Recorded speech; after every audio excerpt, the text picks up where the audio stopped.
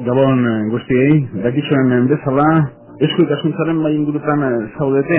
Gaur Salburuako ezegunei buruz mintzatuko gara, non eta Radio Vitoria.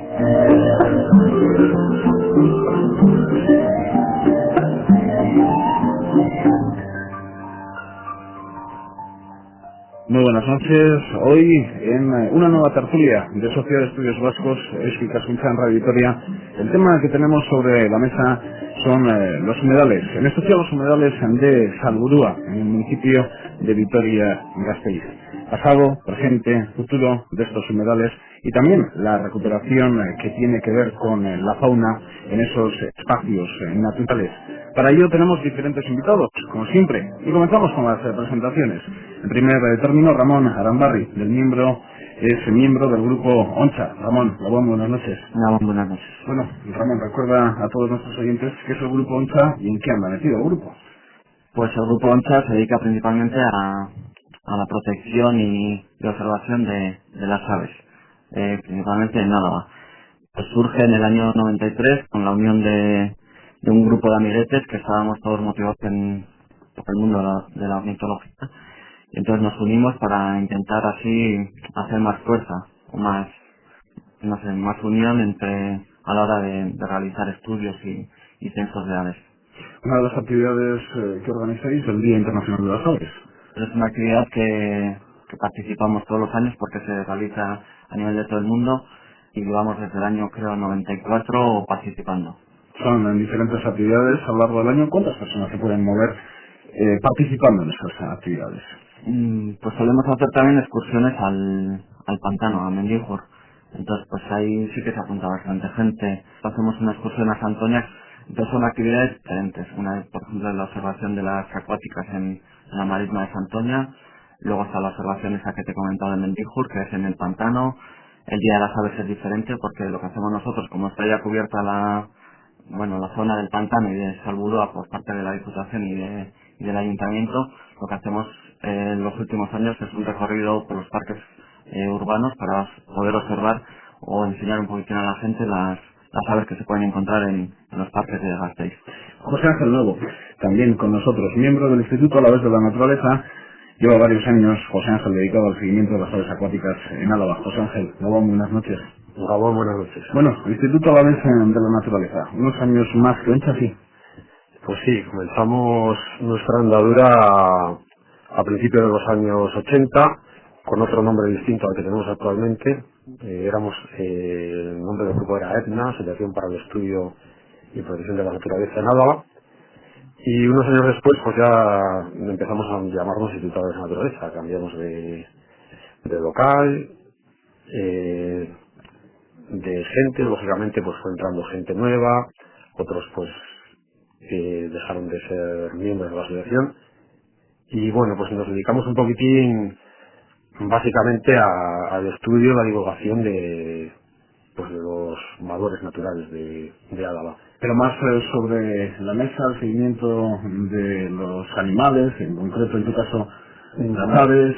En mi caso concreto, y junto con otras media docena de personas nos dedicamos pues al estudio de vertebrados, principalmente de las aves. Hay también algún compañero que dedicado al estudio de mamíferos y de anfibios, y también contamos con personas pues dedicados pues al estudio, a la divulgación del mundo vegetal, y contamos también con una persona que se dedica pues a la paleontología. ¿Esto está pagado? ¿Es tu profesión? No, en mi caso no. En mi caso yo me dedico a otras cosas, como la mayoría de los que estamos en este grupo. Nos dedicamos a ello pues en los ratos de tiempo libre. Ramón, te ríes. Sí, es lo mismo, vamos. Nada para comer. Nada para Además comer. que por ejemplo, ONCHA es una asociación sin ánimo de lucro, ¿entiendes? Entonces, si te dan unas subvenciones para cubrir gasolina y y las horas que inviertes no las cobras. Pero en tu caso, Ramón, ¿es vocación, es tu formación? Sí, bueno, yo lo compagino también. Yo me dedico también a la fotografía de naturaleza, entonces intento compaginar las dos. Meto más horas como fotógrafo, pero bueno, está muy relacionado lo que hago con las actividades que puede hacer Oncha. La memoria es muy frágil y yo prácticamente no recuerdo, hablando ya de los humedales de Salburua, no recuerdo los humedales en la fase anterior a la actual. Me parece, me da la sensación, o por lo menos es lo que tengo en la cabeza, que los humedales siempre han estado ahí y de esta manera, pero no es así. A ver, por lo menos vosotros, ¿qué recuerdos tenéis de, no sé si incluso de la niñez, o de la infancia, o de la Pues adolescencia? yo de chaval solía ir ahí con mi padre y con mis hermanos así, que solíamos pasear por allí, y recuerdo la zona totalmente desecada. Vamos, igual en invierno había alguna zona concreta que se encharcaba un poco más, pero lo demás estaba todo lleno de drenajes, o sea, pequeños canales, que es por donde se iba todo el agua de las lluvias. Ni gota de agua. No. Hombre, se veía que la vegetación sí que es acuática, ¿no? Pero faltaba el agua, que, como te digo, pues no existía. José Ángel, ¿en tu caso? Pues viene a ser algo parecido.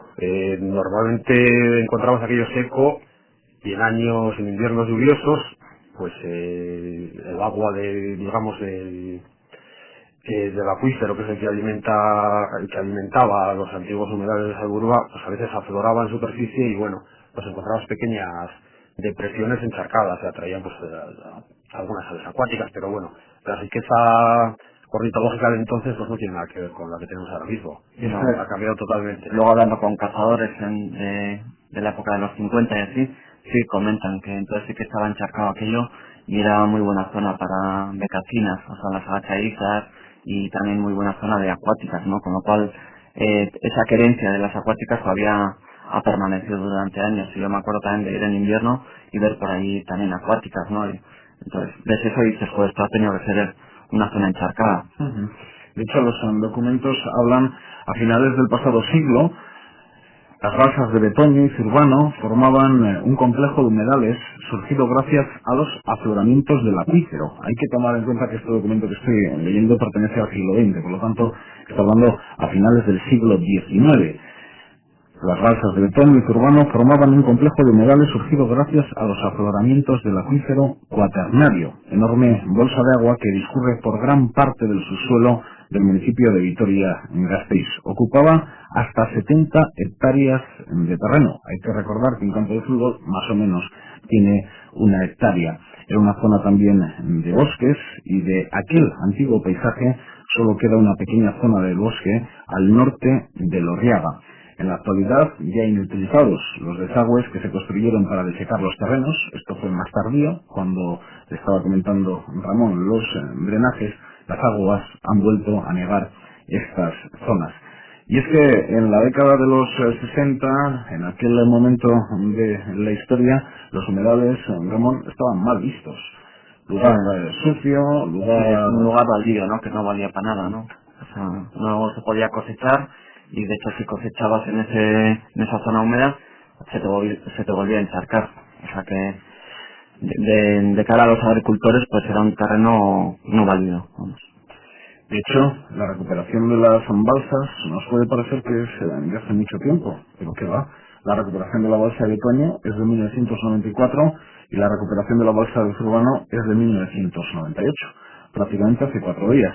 Una buena determinación la que se tomó. Pues desde luego que sí. La prueba está en lo que nos encontramos ahora mismo, a un paso de Vitoria. Un lugar en el que la variedad avifaunística, bueno, estamos centrándonos básicamente en la avifauna, pero tiene también grandes valores a nivel de otro tipo, bueno, sí, de flora y de otro tipo de vertebrados, como pueden ser mamíferos, anfibios incluso. Entonces, desde luego que ha sido una medida acertada. Pero las personas que trabajáis en este ámbito y que estáis por la recuperación lo máximo posible de los entornos naturales, esa imagen que tenemos la mayoría de los urbanitas de Salburua, de lugar de paseo, de domingo, de a ver si veo algo, ¿cómo veis esa imagen de la mayoría de los ciudadanos en su relación con Salburua, por ejemplo? Pues yo creo que muy diferente a la que podamos tener nosotros, de como naturalistas de campo, ¿no? Nosotros lo vemos con buenos ojos todo lo que se ha hecho para la recuperación. Vamos, como decía Joseba, ha sido un acierto total y con una pequeña ayuda que se le ha sido el cortar los drenajes y luego, bueno, algunas medidas más, vamos, la fauna lo ha aceptado y esa querencia que comentábamos antes se ha notado, vamos. Es diferente a si haces una zona artificial, de repente no se te llena así de acuáticas. Entonces ha sido un acierto. El punto de vista es diferente. Los paseantes, lo comentábamos antes fuera de la antena, van mucho por los ciervos, ¿entiendes? Si ahora quitasen los ciervos, igual bajaría la atracción de la zona. Entonces, igual no se valora tanto la riqueza ornitológica que hay ahora mismo, ¿no? En el observatorio y ver desde el observatorio la variedad de aves que hay y que descansan en los humedales es un espectáculo, sobre todo entre semana. ¿No es valorado por el ciudadano medio? ¿Se valora más a unos ciervos que están entre verjas? Pues es así la realidad. Sí, se valora más. Sí, es desde luego. Yo es una zona que visito con cierta frecuencia y me suelo fijar mucho en el comportamiento de la gente. Y lo habitual es que un porcentaje muy alto de la gente que visita esta zona la utilice exclusivamente como área de paseo. Es un lugar en el que, debido al entramado de caminos y de pistas, pues bueno, se puede hacer un recorrido agradable, no hay coches, y de vez en cuando pues alguno mira a los ciervos y con eso ya se quedan contentos. Es algo similar a lo que ocurre, sin ir más lejos, en las lagunas de La Guardia. Junto al pueblo tenemos la balsa del Prado, que pues tiene un cierto interés por la variedad de aves que ahí se encuentran. Ha perdido algo, pero bueno, sigue manteniendo un cierto interés, y los visitantes que acuden allí pues van básicamente de paseo. No hay que hacerles ver, igual es un problema también de todos, hacerles ver el valor que tiene aquella zona, aparte de lo que es a nivel paisajístico o con áreas recreativas. Bueno, José Ángel, pues dame una serie de recomendaciones cuando acudimos a Salburua, con qué ojos y de qué manera tenemos que acudir a Salburua. Pues tenemos que acudir como a un lugar distinto a cualquier otra zona próxima a Vitoria. Dentro del anillo verde de Vitoria, pues no es lo mismo ir a Armentia que a Salburua. Lo que nos vamos a encontrar ahí no tiene nada que ver. Son ecosistemas que no tienen, bueno, totalmente distintos. Entonces, bueno, pues lo suyo sería eso, que cuando alguien vaya allí cuente con todo tipo de información que le haga ver que aquello que para nosotros es evidente, que es distinto un sitio de otro, pues que el ciudadano medio sea capaz de darse cuenta de eso. Entonces, pues ¿qué medios hay? Bueno, pues hay que empezar pues desde pequeños, en la escuela, pues a que la gente empiece a valorar cosas que para la mayoría pues igual no tienen ningún valor, y pues poco a poco. Y no se hace. No se va con clases al observatorio y allí con un profesional, porque qué mejor libro que sentarme al observatorio de Salburua y explicar a los chiquis, pues aquello que veis es esto, aquello que veis es lo otro y llega desde no sé dónde, aquello que veis come tal y se come al otro. Bueno, la historia está cambiando. Yo creo que lo que se está haciendo ahora, hace 10 años no, ni por el forro se hacía, vamos. Entonces está cambiando la historia y cada vez se va metiendo más esa cultura del medio natural, tanto en las escuelas como poco a poco en los adultos. Pero todavía falta mucho por recorrer y, por ejemplo, la cultura que hay ahora mismo en relación a las aves no tiene nada que ver con la que hay en Inglaterra, por ejemplo, o en países de Europa, ¿no? Que la gente está mucho más motivada, hay mucha más afición, está más metido en la cultura de la ciudad también. Entonces, eso se conseguirá, yo creo, con años.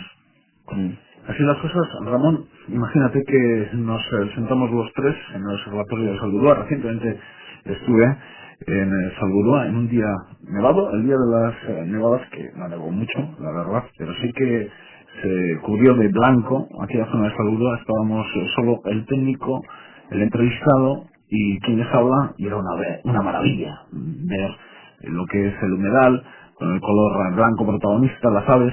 Sentados ahí los tres, en un día tranquilo, ¿con qué nos encontramos en los humedales? ¿Qué vemos al otro lado? ¿Qué especies? Dentro, pues, por ejemplo, en Salburua hay mucha variedad de especies. Dentro de las anátidas, pues tienes desde los ánsares a diferentes tipos de patos, como pueden ser el lana de real, cercetas, lana de rabudo, silbones, frizos, o sea, hay un montón de especies. Luego pequeñas puede haber pochas, la gallineta, la garzadiza, el martín pescador también te puede pasar, diferentes tipos de garzas. Es una maravilla lo que hay allí. Por eso te comentaba antes que luego está también los ojos desde donde se mire. Para nosotros el ir ahí es un disfrute, porque valoras lo que hay ahí y encima sabes distinguir, ¿no? Y apreciar lo que hay ahí. Luego cada visitante que vaya allí lo verá con unos ojos. Entonces, es difícil. Todas estas especies, José Ángel, ¿qué hacen allí? ¿Qué hacen allí? Pues bueno, ahora mismo en invierno lo que hacen es pasan el día alimentándose, tienen que comer bastante pues para combatir el frío, se necesita mucha energía y a determinadas horas pues buscar un sitio donde descansar. Vamos, son básicamente las ocupaciones principales de las aves en la época de invernada. Por lo tanto, lo que es el agua es el salón para ellos, el salón, también la cocina, el comedor, y luego bueno, el dormitorio. Digamos que hay de todo, hay especies que utilizan, la mayor parte de ellas se alimentan y descansan allí, pero hay algunas que al atardecer, que pasan el día descansando, digamos, y al atardecer buscan otros lugares donde poder alimentarse. Hay muchas especies que se alimentan fundamentalmente por la noche. Entonces duermen durante el día y aprovechan las humedades, sobre todo los que tienen mucha vegetación palustre, pues para permanecer descansando tranquilamente allí, ocultas entre la vegetación. Vamos, si te lo dicen en el 96, que en este 2003 te ibas a encontrar con la cantidad de especies que te encuentras y con la variedad, ¿te lo hubieras creído? No porque, vamos, ha sido impresionante, ¿no? No solamente ahora, por ejemplo, en época de invernada, en la época reproductora, que vemos que se han asentado un buen número de, por ejemplo, de cigüeñuelas, ¿no? Una especie que no se reproducía en Álava y, pues, dependiendo un poco de los años, ¿no? Pero siempre ha habido unas cuantas parejas en los últimos años reproduciéndose, los chorlitejos chicos o las garzas reales, también se ha visto los avetorillos, o sea, especies que, pues, estando el pantano que ya lleva años, no se habían reproducido ahí nunca. Entonces no sabemos si porque la zona reúne unas condiciones muy buenas o porque el estar vallado también hace más protección, o sea, el que esté más protegida la zona y más tranquila y no se encuentren molestias a la hora de reproducirse, y luego también igual el alimento y otros factores, pues vamos, ha sido un éxito para nosotros. ¿La postal es muy diferente año tras año o no? ¿Se repiten las mismas especies en las mismas épocas del año o no? Hay variedad de un año a otro. Lo hemos visto, bueno, a pesar de que llevan muy pocos años, digamos, en funcionamiento estos humedales, sí que se ha ido notando de un año para otro. Las especies que estaban el año anterior han aumentado de población y otras nuevas han aparecido.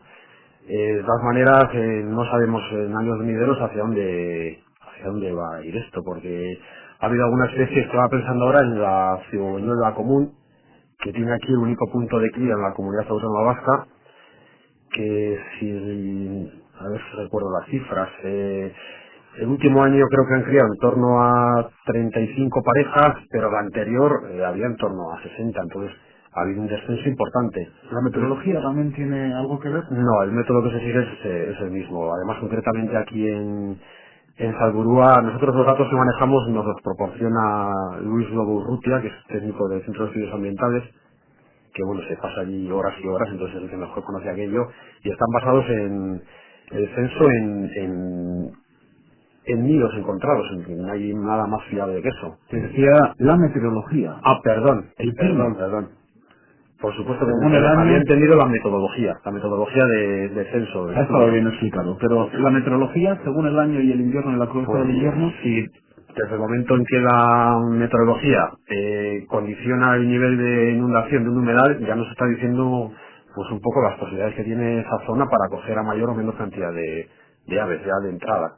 Y si es un año muy lluvioso, pues en principio, si se alcanzan niveles altos de inundación, tendrás más posibilidades de que críen más parejas y más especies que en años secos. El extremo contrario es la total desecación, en el que es imposible pensar que ninguna pareja pueda criar allí. y según si el invierno es crudo o no es crudo en Norte de Europa, varía la población que nos encontramos de aves en Salburua, pero también, según la crudeza del invierno en Vitoria, ¿hay algunas que marchan o no marchan? Puede ser. Estás hablando de invierno, ¿no? Sí, Solo. sí. Entonces puede ser, depende un poco de la ola de frío que haya en los países europeos. Hace poco la ola que hubo de frío entraron bastantes especies, pero yo creo que se repartieron por aquí, tanto en Álava como en otros sitios del estado. Entonces, como hay mucha agua por todas las zonas húmedas, pues se han repartido, entonces no se han concentrado, por ejemplo, en Álava.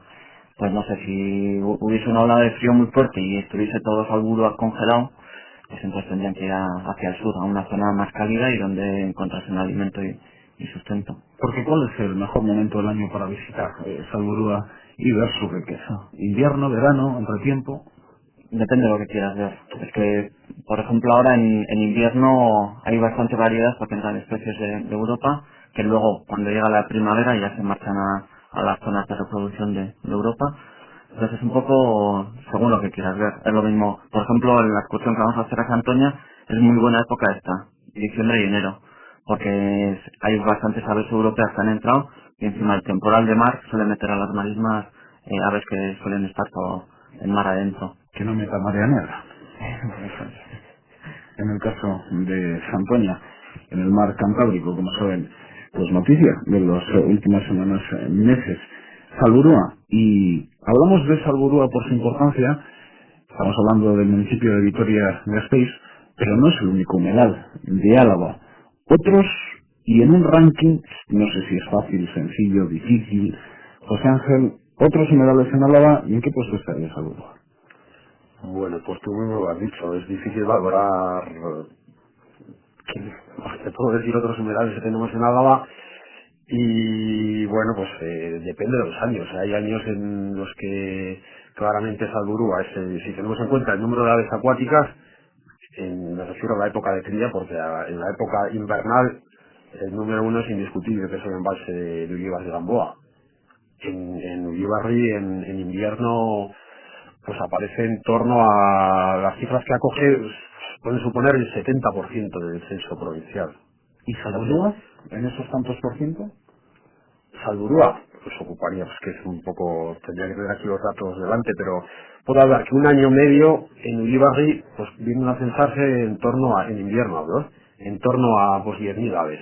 Uh-huh. Y Salburua, en los 4 años que llevamos censándolos, las cifras pues han oscilado pues entre 1 y 2 millares. ¿Y tiene tanta variedad la zona de embalses como la zona de Salburua? Digamos en invierno viene a ser parecido. Casi aparecen las mismas especies, bueno, salvo algunas.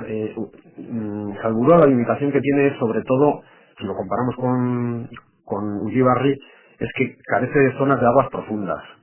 Entonces las especies típicas de este ambiente, como pueden ser los porrones, diversas especies de porrones, están presentes en Salburua, pero las cifras que acoge son pues casi ridículas comparado con Ullíbar de Gamboa, ¿no? Y cuando hablas de los embalses, ¿me estás hablando de una zona de los embalses o de todos los embalses? Te quiero decir, ¿la gran parte de esa población de embalses vive en la zona de Mendíjur o no? ¿O está repartida por todas las zonas de los embalses? No, vamos, la mejor zona de Ullíbar de Gamboa es las ensenadas de la mitad sur. Traduce, ¿dónde están situadas? Pues nos referimos pues a la zona de Garayo, de Urizar, Mendíjur. Ahí pues se pueden ver pues igual las 3/4 partes de las acuáticas del Ullíbarri, nos las encontramos en esta zona. Y esto es sobre todo además en época de cría. En época de cría, vamos, si quieres ver aves acuáticas nidificando, o sea, no pienses en ir al pueblo de Ullíbarri. Tienes que irte pues a las ensenadas del sur, en el que tienes zonas de aguas de mediana profundidad, muchas saucedas, que es lo que utilizan las aves para ocultar los nidos, o vegetación palustre que te encuentras en las orillas. La mitad norte es mucho más profunda y tiene, yo creo que la función que desempeña fundamentalmente es su utilización como área de descanso. ¿Otros humedales, José Ángel? Otros humedales. Pues bueno, ya hemos hablado de dos. El tercero, digamos, que podría ser en cuanto a importancia por el número por el número de la variedad de aves, Urrúnaga, el embalse de Urrúnaga, que alberga pues cifras pues casi ridículas comparadas con estas dos zonas que hemos comentado anteriormente. ¿Y Urrúnaga en qué zona del embalse? Urrúnaga, pues la mejor zona en cualquier época del año es la ensenada de Ollerías. La ensenada de Ollerías. Yo estuve hace... Entra por el camino hacia el Osu. Exactamente. Una vez que llegas al puente del Osu, según vas al Pueblo del Oso, pues a la derecha, toda esa ensenada. Cerca de las vacas. Cerca de las vacas, sí. Decía que hace 2 semanas pues estuve allí pues pensando, hacemos todos los años un censo a nivel europeo que coincide más o menos con mediados del mes de enero, se hace en toda Europa y me imagino que también en otros países del mundo. Y pues la verdad es que había de todo, aprovechando, bueno, debido a la ola de frío que en aquel momento estábamos soportando, pues teníamos ahí un montón de gansos, de avefrías, de zarapitos, especies que se ven todos los años, pero en el número que hemos encontrado este año no es habitual. Hay mucho pájaro, nada, ¿vale? Mucho. Cuarta humedad. Cuarta humedad. Cuarta humedad, es que ya se empieza a poner ya difícil, porque ya empezamos ya a hablar de... Es que esto es muy complicado, porque vamos, a mí me dice, para mí es más importante una humedad en el que críe el porrón común, que cuenta con muy pocos puntos de cría en el País Vasco, que uno en el que críen las 6 especies habituales, o sea, en todos los sitios. Entonces, yo ya me empiezas a complicar un poco la vida ahí. La categoría, ¿no? La categoría. Bueno, pues dale con cuarto, quinto, sexto. Pues cuarto, venga, Sin poner números. quinto, pues no sé, el Prado. El Prado, bueno, el Prado es importante. Ahora salí de lo de las Ardeidas. Sí. Rioja Alavesa, La Sí, Guardia. en La Rioja, sí. Y luego, bueno, comentar también que hay otros humedales que hay que... Arreo. Arreo es importante también, pero tiene pocas especies, tanto reproductoras como en invierno, porque tiene mucha profundidad. Otros que hay que comentarlos también que están desecados, que no se les presta atención y que desde aquí hay que denunciarlo, Dale, Ramón. como son la laguna del Musco, que está entre Carralodoño y la laguna del Prado, que es una de las antiguas balsas de La Rioja, ¿no? Rioja Alavesa. El secado en una situación similar a Salburúa en la Sí, década de también, los 60. eso, yo creo que sí, tiene un drenaje que la solución sería fácil y hasta ahora no se han tomado medidas. Otra laguna desecada, la de Navaridas, que sería una zona fabulosa si se encharcase otra vez, porque tiene la vegetación palustre y todo.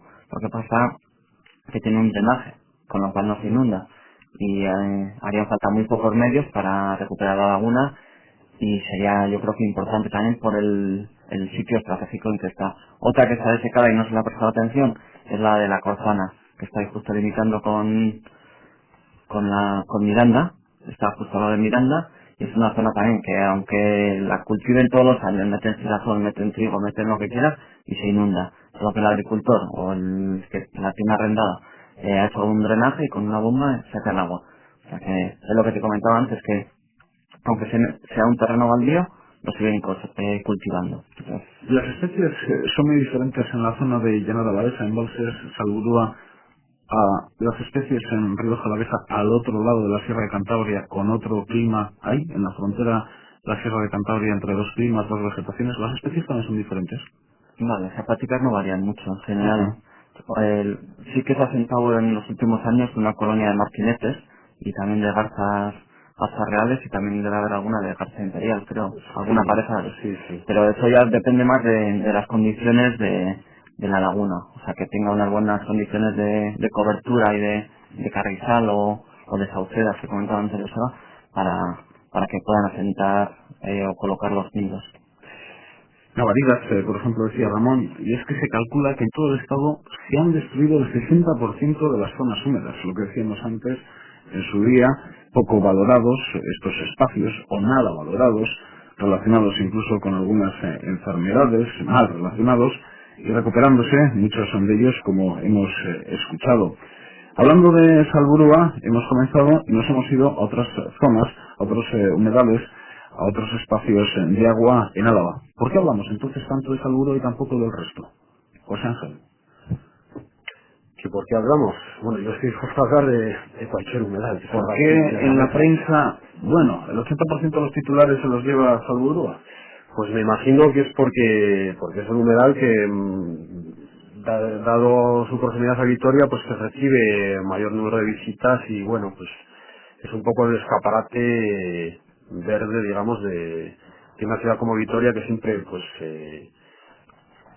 siempre se ha dicho que se sitúa entre las primeras de Europa y del mundo, pues a nivel de calidad de vida, y dentro de la calidad de vida, pues no puede faltar el tema de la conservación de la naturaleza y el contar dentro de la propia ciudad pues con zonas de esparcimiento que tengan gran valor natural. Sí, seguro que si esta zona estuviese en La Rioja, segura Vamos, seguro que no se hablaba tanto de ella.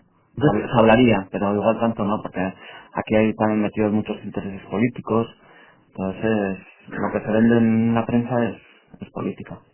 ¿Ves claroscuros en la situación de Salburua? Te comento esto por cuestiones que puedes ver tú en el día a día de Salburua cuando lo visitas, o por el futuro, porque desde luego una de las zonas de expansión de la ciudad, lo estamos viendo, es el nuevo barrio de Salburua. Claro, los que no conocemos el espacio perfectamente, no sabemos pues qué costumbres tienen las aves, nos preguntamos, por lo menos sí que nos lo preguntamos, cómo va a ser ese matrimonio entre zona de expansión, zona de vivienda, zona de ser humano, pero viviendo ahí ya continuamente, y el espacio natural de Salburua. Vosotros, en tu caso, Ramón, ¿cómo ves esa Hombre, relación? lo vemos un poco peliagudo el tema, porque hasta ahora más o menos se mantiene bien, hay un cierto perímetro, ¿no?, entre lo que es la zona húmeda y lo que es la ciudad, pero cada vez se le está acotando más el terreno. Entonces vemos que existe muchísima especulación en cuanto a terrenos por parte del ayuntamiento, en todas las zonas, tanto en las edificables, también existe mucha especulación en la zona del Buesa Arena, con el tema de las construcciones que se quieren hacer allí. Entonces tenemos miedo de que una zona, porque hasta ahora hemos dicho los logros que se han hecho, entonces se ha conseguido muchos logros, pero vemos que una zona que más o menos está bien conservada se quede cada vez más cercada, ¿no?, en lo que es el perímetro, y al final pues se acabe no destruyendo, pero bajando el verdadero potencial que tiene ahora mismo. Despiértate por un día alcalde. Si fueras alcalde de Vitoria-Gasteiz, ¿tú no hubieras expandido la ciudad por ahí? No sé, es muy complicado. No me gustaría ser alcalde, pero bueno, si lo mirase con ojos de naturalista, potenciaría más la zona esa y buscaría igual más ese perímetro que te comentaba alrededor de Salburua, incluso intentar agrandarlo desde mis ojos. José Ángel. ¿La misma pregunta? Sí, es el matrimonio entre barrio, vecino, comercio, vehículo, ruido y animales y humedales. Pues muy complicado. Yo creo que lo que habría que hacer, bueno, ya demasiado tarde, porque ya se han empezado a levantar las primeras edificaciones del futuro barrio de Salburua. Lo que se podría haber hecho es agrandar lo que ahora mismo son las bases de Salburua, que pues hace 50 años pues eran muchísimo más. 70 hectáreas decíamos. Es bastante más que ahora. Entonces yo creo que Vitoria tiene terreno en torno a la ciudad hacia donde podría haberse creado nuevos barrios y bueno, pues precisamente dejar esta zona un poquitín digamos como zona de donde se podrían haber continuado con estas labores de restauración y bueno, y intentar recuperar un poco lo que había antes. O sea, no es difícil, pero bueno, yo por lo menos habría dejado las cámparas de Salburua como están como mínimo, y si se puede ir a más pues mejor, pero desde luego ya ahí no habría plantado Por ejemplo, claro, y por ejemplo la carretera que hablábamos antes, que se ha construido ahora en Betoño, Paralela al cuartel de Betoño y está en el portal de Zumbara. está a escasos metros de las bases de Betoño. Tocando, prácticamente ahora en invierno tocando. Pues ese es el cerco de que te hablo, o sea, el que cada vez se le vaya acotando más terreno y al final igual acaban haciendo una carretera perimetral en todo Salburua. Yo os digo que el primer proyecto sobre esa carretera que tuvo el CEA en sus manos era que una carretera pasaba por encima de la base de Betoño. Claro, se echaron las manos a la cabeza y dijeron, no, esto no es posible. Pues ahí... Aburrada eso. Desde luego que las aves, muchas de ellas van a seguir estando allí, pero bueno, pues van a ser especies de lo más es muy vulgares. difícil que sean compatibles, ¿no?, las dos. O sea, ahora ya son difíciles, pero vemos que ha tenido bastante aceptación la restauración que se ha hecho y la presencia de las aves.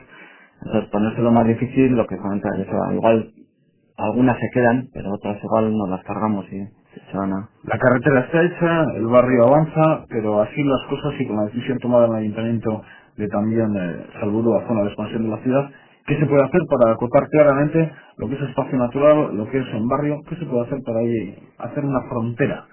¿Se os ocurre algo? No, eso habría que ver qué proyecto hay. A ver si... Yo creo que nos lo explicarán algún día de estos, creo que el martes hay una reunión con el CEA o con el ayuntamiento, entonces van a explicar un poco la idea que se tiene de futuro de Salburua. Entonces ahí veremos un poco a ver qué proyecto existe para el futuro en la zona. Entonces visto eso ya veremos hasta en qué se queda lo que es el humedal de Salburua. Me imagino que tendrán algo en cuenta, pero desde luego que tiene que haber algo que amortigue el impacto de todo esto que estamos hablando. Supongo, o así desearía. Yo no sé, yo pensaba que esta carretera no se iba a hacer así tan cerca del humedal de Betoño y se ha hecho, vamos. Os leo unas líneas que aparecen en internet en vitoriagasteiz.org, en la página web del Ayuntamiento de Vitoria-Gasteiz. Estado futuro. Balsa de Betoño. Se creará una banda de transición ajardinada entre el límite sur de la laguna y el antiguo aeródromo, hacia donde se dirigirá en el futuro la expansión urbana en la zona oeste de la ciudad. Se construirá un vial por el límite oeste del parque que contempla una amplia zona tampón revegetada para aislar a la laguna de dicha infraestructura. Claro, hay que verlo, ¿no? Pues sí, yo me cuesta imaginar cómo va a ser eso, pero me parece que no va a haber que esperar mucho porque las obras avanzan y un día Sí, está avanzando y lo que en teoría, yo lo veo así, y en mi grupo también hablando, lo que en teoría tendría que ser una zona cada vez más tranquila, ¿no? Porque se ha conseguido que haya unas aves ahí, tanto en época de invernada como en reproductora o en época de paso. Entonces, lo que en teoría tendría que ser una zona cada vez más tranquila, se va a ir convirtiendo en una zona más transitada, más ruidosa y ya veremos cómo finaliza, pero... Balsa urbano. Insisto, estado de los humedales de cara a un futuro, cuáles son los proyectos del Ayuntamiento, se puede recoger en la página web del Ayuntamiento de Vitoria-Gasteiz. Se construirá un cauce de avenidas entre el río Alegría y el entronque de los ríos Santo Tomás y Arrecaleor. Aprovechando el caballón de la margen izquierda de este nuevo cauce, se restaurará otra lámina de agua a antaño de secado, balsa de La Regana. Se interconectarán los itinerarios peatonales de Betoño y Zurbano y se completará la red peatonal de senderos, la dotación de infraestructuras de uso público, observatorios, bancos, etcétera, y la restauración vegetal de las zonas afectadas por las obras. De cara a un futuro es lo que aparece en la página web del Ayuntamiento de Vitoria-Gasteiz. Y de cara a un futuro, también, en el sector 15, el sector 15 tiene diferentes núcleos en los cuales se pueden edificar. El sector 15 está en los alrededores del parking del Buesa Arena. Allí Tau Baskonia tenía un proyecto para un hotel, Universidad de Mondragón, ciudad deportiva, un centro de negocios y también un área medioambiental. Y es que en parte del sector 15 va el centro de interpretación de Salburua, ese proyecto que entra incluso parte del edificio, imagino que de una manera muy cuidada, entra en el humedal de Salburua. Allí lo que se quiere es que la gente acuda a ese centro de interpretación y conozca la riqueza de Salburua. Vosotros como personas que estáis en los humedales, pero no necesitáis todas estas infraestructuras, este tipo de centros, ¿qué deben de aportar? Ramón. Pues no sé, sería como una carta de presentación, ¿no?, de la zona húmeda. Entonces es un poco explicar al visitante qué es lo que se va a encontrar. Por ejemplo, yo conozco el centro de interpretación de Valderejo y va mucha más gente al centro que lo que es a caminar por el parque. ¿Se entraría en el caso de Salburua por el parque de Buesa Arena? Sí, entonces encontrarían ahí pues un poco la explicación de lo que es todo el complejo del humedal de Salburua, y me imagino que les explicarían ahí todas las especies que se pueden encontrar, la dinámica de la vegetación, un poco todo. Estamos hablando en condicional, pero tenemos que hablar de futuro porque este sí que es un proyecto prácticamente cerrado en el ayuntamiento. ¿Falta algún capítulo de financiación? Sí, lo que eso, me gustaría saber, aparte del centro de interpretación, cómo estaría todo alrededor, ¿entiendes? Cómo se quedaría todo, tanto la zona edificada como el proyecto del Buesa Arena. Pues habría que ver un poco todo en conjunto. Me parece muy bien el centro de interpretación porque es un sitio de acogida, igual para dar una explicación a los visitantes que decíamos antes o a la gente que simplemente pasea, para explicarles un poco la riqueza que hay ahí. Entonces, no sé, hay que verlo todo global, todo el proyecto, entonces a ver cómo acabaría luego.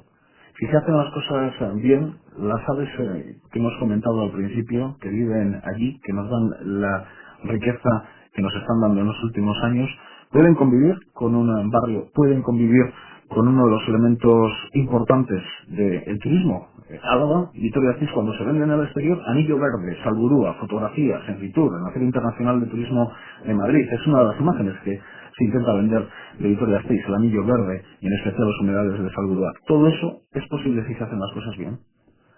Muy difícil, por mucho que las infraestructuras nuevas que se van a abrir, se van a levantar en torno al Buesa Arena, tengan, por lo menos por lo que he oído en el periódico, la cara que da hacia los humedales cubierta de hierba y la opuesta pues, con edificios de diseño ultramoderno. Lo que es indiscutible es que bueno va a haber mayor presión a nivel de visitas, presión al utilizarse como área de esparcimiento, y hay especies que vamos claramente la presencia humana no la toleran. Entonces pues muchas de estas especies desde luego que van a marcharse. Claro. Y Igual sería compatible como hablábamos antes. Ahora ya tienen bastante presión, tal como está la situación. Entonces habría que aumentar ese perímetro, o sea, darle más anchura a ese perímetro para que realmente puedan existir esas especies y se pueda vender en futuro donde les dé la gana esa humedad. Pero tendría que existir eso, una banda más ancha, creo yo, o sea, para que no exista esa presión de la ciudad hacia la zona. Resumiendo y mirando al futuro, veis claroscuros en la situación de Salburua.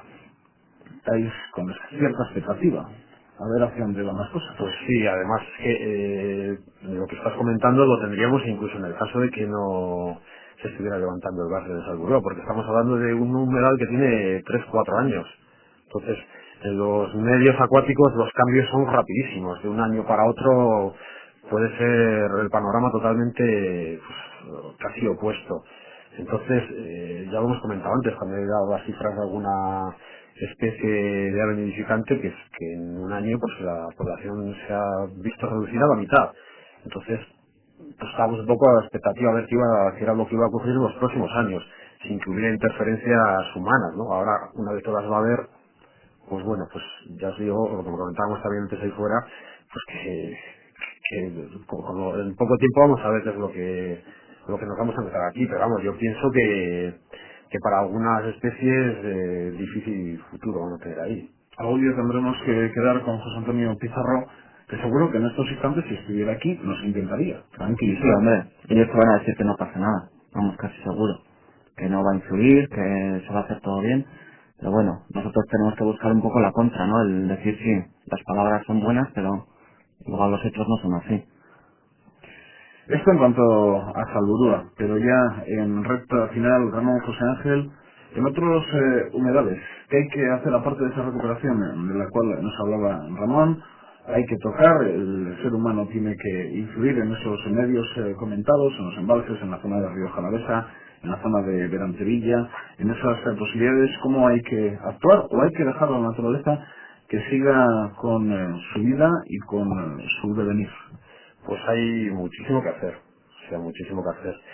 Sin ir más lejos, en los humedales de La Guardia está pendiente la recuperación de la laguna de Musco, que está junto al lado de Carrodogón y Carrobalseca, que son otros dos tipos de lagunas endorreicas que tienen un valor enorme porque son los únicos representantes de este tipo de lagunas típicas de áreas, bueno, del Valle del Ebro, de zonas de clima mediterráneo, continental, en el que se producen inundaciones en épocas de lluvia, pero que luego en verano, el nivel de agua desciende hasta llegar a secarse y bueno, y quedar los fondos cubiertos de una capa fina de sales, ¿no? Eso es algo que dentro del País Vasco es el único sitio donde nos encontramos. Y es algo que, bueno, que generalmente no se valora mucho, pero hay una serie de especies que a nivel mundial únicamente cuentan estoy hablando de vegetación, con ese punto. Y junto a estas están, pues, la balsa del Prado, que la verdad es que se encuentra debido a la introducción de especies exóticas, que saben los principales problemas que tenemos en los humedales de Álava, y bueno, como en el resto de la península, con la introducción de especies como la carpa o el cangrejo rojo americano, que estas especies lo que hacen cuando aparecen en un sitio empiezan a alimentarse de los recursos tróficos que utilizarían otras especies, al entrar en competencia estas especies van, digamos, desapareciendo, y además es que afectan a todo el ecosistema, porque por las costumbres que tienen, en el caso de las carpas, tienden a enturbiar los fondos. Si se enturbia el agua, la vegetación subacuática que mete sus raíces en el fondo de las lagunas no recibe la luz solar, entonces por lo tanto dejan de estar allí presentes, y si quitamos la vegetación de un ecosistema, pues es que se va todo al garete, porque no pueden mantener a especies de herbívoros, y a su vez pues no puede haber depredadores que se alimenten de herbívoros. Entonces, para mí uno de los problemas principales de los humedales galeses es eso, la introducción de especies pues, que no pintan nada ahí, que son especies autóctonas. Ramón, ya sabes que los periodistas somos muy dados a cuál es mejor, comparaciones y demás. Son generalidades que siempre llaman la atención del oyente. ¿Cuál es la joya de la corona medioambiental en cuanto a humedales del Estado? Del Estado, pues hay varias. Por ejemplo, en cuanto a invernada de anáfilas así, es muy buena Villafáfila. Porque Villafáfila Zamora. Entonces, porque existe mucha invernada de ánsares sobre todo. Luego están zonas importantes, está en Doñana como una de las más importantes, está en el delta del Ebro, existen varias. La laguna de Gallo Canta es muy buena también en cuanto a migración de grullas. En las tablas de miel también, que tuvieron el problema de secación de acuíferos. ¿Y en Euskadi? En Euskadi es importante Urdaibai, una de las más importantes. Más que Salburúa, esto ya sé que es peligroso. Es diferente también, porque Urdaibai es una marisma. O pero las marismas de Txingudi. si fuera chino y solo tuviera 6 horas en Euskadi, ¿a dónde me llevarías? ¿A Salburúa o Urdaibai? Pues 3 horas a cada sitio. Depende de dónde comamos. No tiene nada que ver a lo que decía Ramón. Las especies son distintas, algunas son las mismas. Las especies más adaptables pues se conforman con cualquier humedad mientras esté medianamente bien conservado. Pero hay otras que son características de cada sitio que si no vas ahí no las ves. Sí. Bueno, José Ángel, ¿se te ha hecho largo? Pues no demasiado, vamos. ¿Te lo has pasado bien? ¿Has estado a gusto? Sí, hombre, con vosotros sí. Esperábamos la presencia de Fernando de Juana, que del humedal de Salburúa sabe un rato. Pero hemos reconducido el tema. Ha sido una pena que no estuviese. Otro día será, porque ya ha salido tema, ya ha salido buen tema, y con Fernando de Juana, un representante del Centro de Estudios Ambientales del Ayuntamiento de Vitoria-Gasteiz, hablaremos de algunas cuestiones tratadas respecto a Salburúa y otros humedales. Pues me alegro, José Ángel, de que se te haya hecho corto, de que hayas pasado un buen rato, y José Ángel, Ramón, a los dos, muchas gracias. Venga, a vosotros, agur. Entzulei, badakizue, datorren asteburuan hemen egongo gara berriz, nun eta Vitoria Eusko ikaskuntzaren mai inguru berri batian. Aio.